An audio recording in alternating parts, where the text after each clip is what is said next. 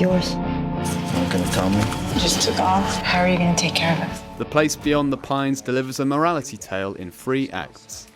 Ryan Gosling plays Luke Glanton, a brooding stunt biker who's wooed Eva Mendes and is supporting their infant son by pulling bank robberies. Bradley Cooper is the dutiful cop ready to take him down.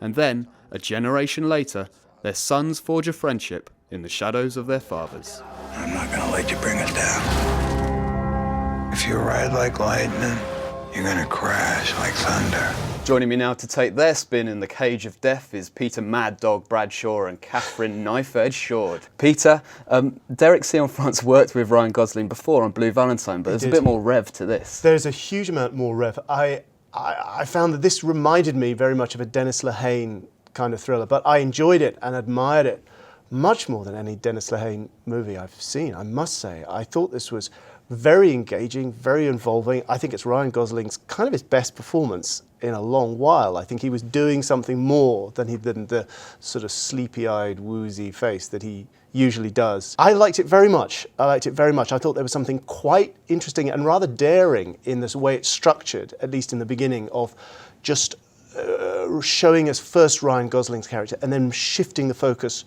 round to Bradley Cooper's cop without showing the way in which they're integrated. And I thought that was really interesting, that kind of diptych effect.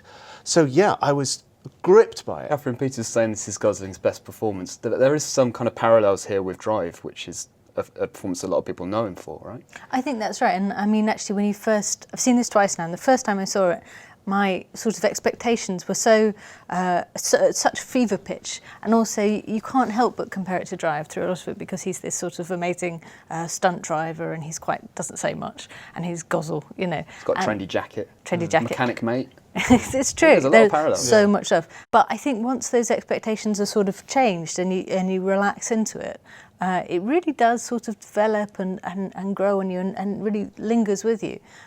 For me, that last part was again, it's when their grown-up sons are sort of meeting. It was slightly strange. I mean, Ryan Gosling and Eva Mendes' son as a baby is played very nicely by Anthony Pizza, the upcoming actor. It's actually called. He was great. He was really good. But then as an older boy, you'd think if your dad's Ryan Gosling and your mum's Eva Mendes, you'd be just the best-looking person ever. And the guy who plays him, good-looking, but sort of strange and weedy-looking. Whereas Bradley Cooper and Rose Byrne's kid is this ridiculously sort of street kind of rapper guy, and no explanation of how he became quite so rappy. Anyway, lots of sort of issues, but the whole thing it's really operatic. It's really great. It's really worth seeing, I think. It's quite a moralistic film as well, though, isn't it? There's this feeling that evil in one person or bad in one person will drain down to the child, and there's no avoiding that. I mean, I think that is at once the interesting part of it and the flawed part of it. I kind of didn't, but what I thought was great was the film it was so great right up until the moment that it had to tie it all up and show us the closure and show us the redemption and show us the moral. I thought when it was left untied, or even when you weren't quite sure what was happening with the second generation, what the connection was, when they just left it ambiguous, I was gobsmacked by that. I thought that was going to be so great and so daring and audacious. And unfortunately, it isn't quite as daring and audacious as all that. Catherine, you interviewed Eva Mendes for the paper last week. Does she have much to do in this, other than look after Anthony Pizza, of course?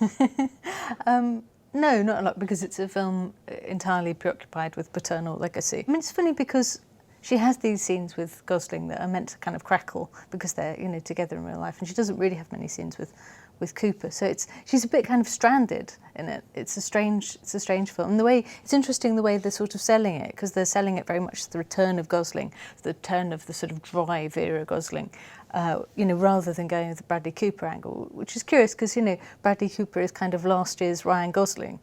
Gosling was sort of had this huge 2011, and then Cooper had this huge 2012, where they kind of emerged as serious stars. It's interesting they're going so much with Gosling, and you think they must feel a bit annoyed that the amazing looking trailer for Only God Forgives, which is the actual follow-up to Drive, was released this week, which kind of might have stolen a bit of the thunder. But no, I mean, it's certainly curious. I mean, especially strange in a way that Gosling's just said that he's going to take a break from acting now, and we've seen too much of him. And these two big films are coming out. Yeah, I think it's fair to say his performance is very different than Drive. I mean, if you want to see him repeat that kind of performance, you watch the trailer for Only God Forgives, where he returns to the super cool, ultra-violent kind of Avenger. This is a much more accessible and human performance from Ryan Gosling, which is why I frankly preferred it. You want a house? I'll get you a house. You want to get the out of here? Well, get out of here. I got that trailer. I'll get a truck. We'll hit the road.